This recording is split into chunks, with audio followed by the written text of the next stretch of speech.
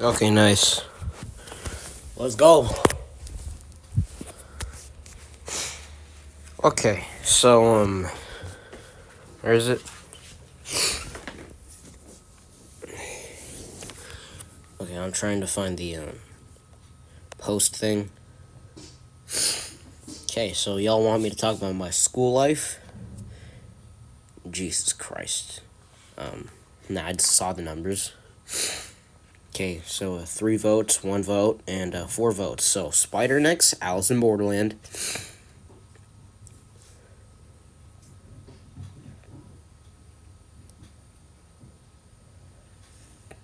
Okay, so... Okay, let's start off with Spider-Nex 2. So, you're gonna need some context here, but, so Spider-Nex 1 is basically just a new Spider-Man origin story that I wrote. And, so, okay, well, should the whole video be about this? I only got 20 minutes. I'm gonna divide that. 20 divided by... You know what? Whatever. So yeah, this is a new phone. Probably, you're on a different ratio right now. Yeah, I'm sick too. As you can hear me, breathe air. I don't know. Anyways, so Spider-Nex 1, new origin story for Peter. I forgot to write Uncle Ben in there, so... I mean, his parents are still alive, though. Well, then again, I just killed his mother in the story, so... Let me give you context about Spider-Nex 1. Okay, so... This says Spider-Nex 2, but I need to give y'all some context. So in Spider-Nex 1... Peter, he's a nihilistic, lazy, irresponsible bum. Like a lot of us. That have been bullied the living shit out of. Oh yeah, he goes home. His mother is more of that, with great power comes great responsibility figure. And then in a particle accelerator accident, oh yeah, he's friends with Harry, and MJ teases him, but they're not really friends yet. So anyways, particle accelerator explodes, it destroys a lot of bullshit. And in one of the versions I wrote, Kirk Connor's family, their mother dies as well, so... But that's another version. In the current version... Oh yeah, I forgot to tell you, Peter used to be friends with Max, but they don't really talk anymore that much. So, when the particle accelerator exploded, as you know, Max Dillon got snitched on by his, he's like a teen... Okay, so, what's their ages? Okay. Fuck. Peter is like 17, so this takes place in high school. Harry, around the same age, maybe younger, I'm not sure yet, but they're around 16 to 17 years old. Max, I'm not so sure, but he should be around the same grade, maybe 15 or 16. Anyways, so just to give you some backstory on Max, which is not part of the story, it's supposed to be in the Spider-Nex 2, or one of the versions. You know what? Frick this, okay? Spider-Nex 1, essentially, it's just, Spider-Man, because he's an irresponsible, lazy bum, he becomes friends with the Green Goblin, and, Green Goblin, as Norman Osborn, actually neglected his son. But in here, now that he lost his company from, he lost Oscorp, he wants to spend more time with his son. So, yeah, they do.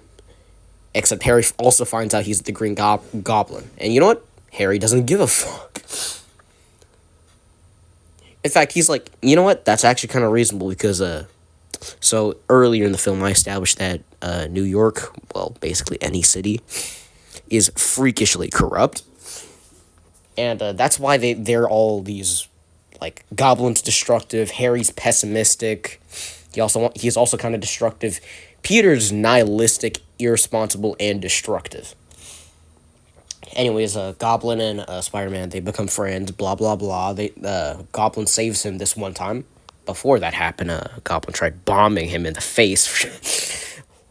Let's not talk about it. Anyways, so yeah, and then Spider-Man's like, hold on a second, I can't do this for some reason. All right, let me just give y'all a hint. Subconsciously, you're thinking about your mother, okay? She taught you not to do these things, Peter. Anyways, right now so he hesitates and then he saves the people, and then he's questioning himself like, why did I save these people? Like, I don't know. Goblin's like, okay, you're way too innocent and naive, so let me teach you some things. And then he proves that NYC is corrupt. Yippee. And then Spider-Man next day, blah, blah, blah. He's like, I can't be your friend, bro. Goblin's like, nah, you're good. Just don't get in the way of my plans. Tomorrow I'm gonna do the Joker, the Dark Knight bull crap, except instead of fairies, I'm going to use the whole city. Wait, what? Gets arrested. Him and his son, too, bro. And I'm talking about Norman and Harry, if y'all didn't catch on. But, so yeah, Spider-Man saves them. Climax and whatever. They go back to the particle accelerator. And it implodes. And, Norman dies. Harry gets arrested for using a gun. And Spider-Man lives the same miserable life, except now he's Spider-Man. And also, MJ finds out he's Spider-Man too. Yippee. Seriously, though, that's like a watered-down version of the story. I'm not going to be sharing the actual story. It's just an oversimplification. Okay, so the sequel one, well, I had two versions. One of them was with Kirk Connors and Otto Octavius. And Alistair. I don't know, man. Like, the character relationships, specifically, like, Kurt and, who else? His son's dynamic.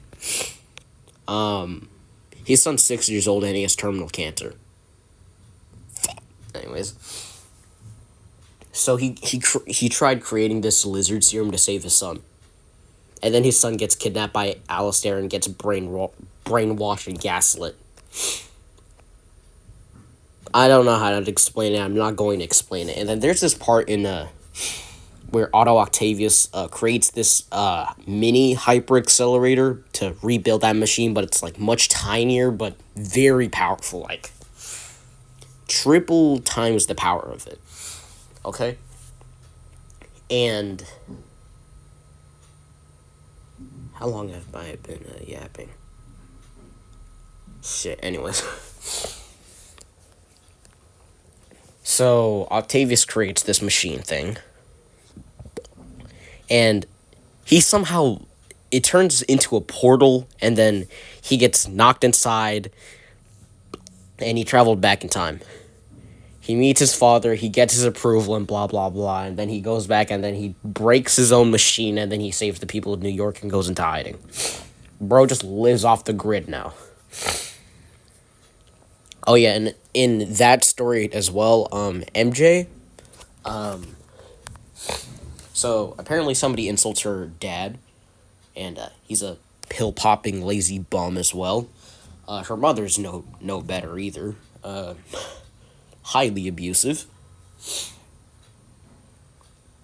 towards the husband. And in this storyline, MJ gets jumped. MJ's dad finds her location through her phone and then drives there and uses a pocket knife. He's like, bro, stay away from my fucking daughter. And then later in the story, MJ comes in clutch at the climax or something. I don't know. And then before MJ comes in clutch, like, so MJ's dad did use the pocket knife. He gets arrested. And the family's now broken, and MJ's mother actually divorced him. And so now bro's just in jail.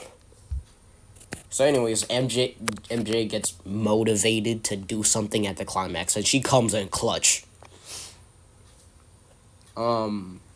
Peter, on the other hand, so, his dad is not that great either. No, I don't have father issues, you stupid lazy. No, I'm joking.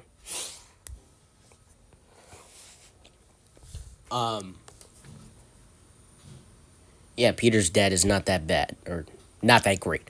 So when Peter's mom died, Peter's dad, he was like, I'm not a good father. I can't do this shit, bro.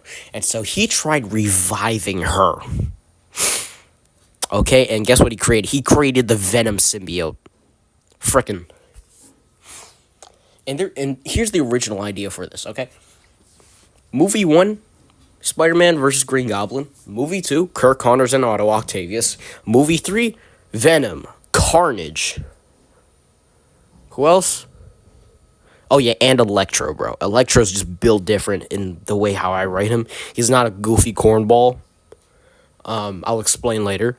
4th film, Vulture, Sandman, potentially Mysterio, and potentially Mephisto. And then 5th film, I created this new villain called Spider-Veil for some reason. He's like Savitar but red from the CW Flash TV show. He's like Savitar but red. Don't ask. And the 6th film's yeah. Oh yeah. Yeah. So I forgot one villain in the 3rd film, or that's the original plan. In the 3rd film, Harry Osborn was also supposed to be a villain as the New Goblin. 4 villains in 3 films, bro. Well, no. 4 villains in 1 film. That's crazy. So over the span of 1 year, I changed that plan. And so now it's Goblin, Electro, Cletus Cassidy, then Carnage, and then, which is the same person, but who cares?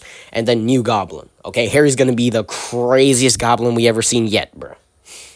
He's going to demolish Peter. And like, I had this scene where the New Goblin actually kills Spider-Man.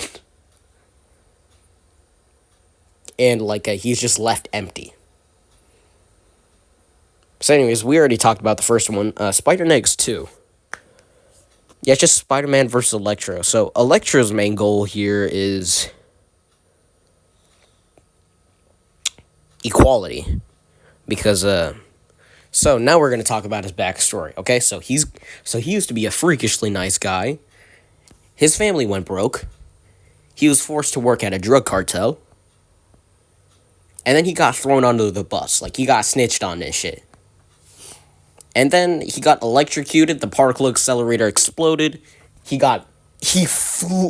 literally flew through the air. And then he landed on an electrical tower thing and got electrocuted 3 more times. And then for a good measure, he just falls into a river. No, there's no electrical eels, but yeah, it's pretty dangerous now. And then so after the events of like halfway through the event of the first film with Spider-Man and Green Goblin, he wakes up and he watches all of this. And then he finds out that he can do something. He's like really fast now. He's like CW the Flash Zoom. And his voice is kind of similar, except he's not as scary. He does similar things to him, but he's not as scary. And, oh, nice. Here's my chocolate chip cookie recipe. Anyways, if you want to listen to the soundtrack of the first film, it's right here. It's all right here. Not this part. Okay, so in a later video, I'm going to explain to you what happens in, like, each song. Should I do that right now? Nah, I don't think I should do that right now. Yeah, Electro just wants equality and stuff. Like, he kills serial killers. He also kills some corrupt high school students, apparently. And I'd rather not say how this villain gets defeated, because it is absolutely miserable. So we're not going to talk about him. And also, if you're wondering why none of these music is original, well, you got to use what you already have, right? I know it's crazy that I included this in a Spider-Man. I'll just imagine. And yes, this is from Alice in Borderland. I don't care what you say. This music is fire. This one I made myself. This goes hard.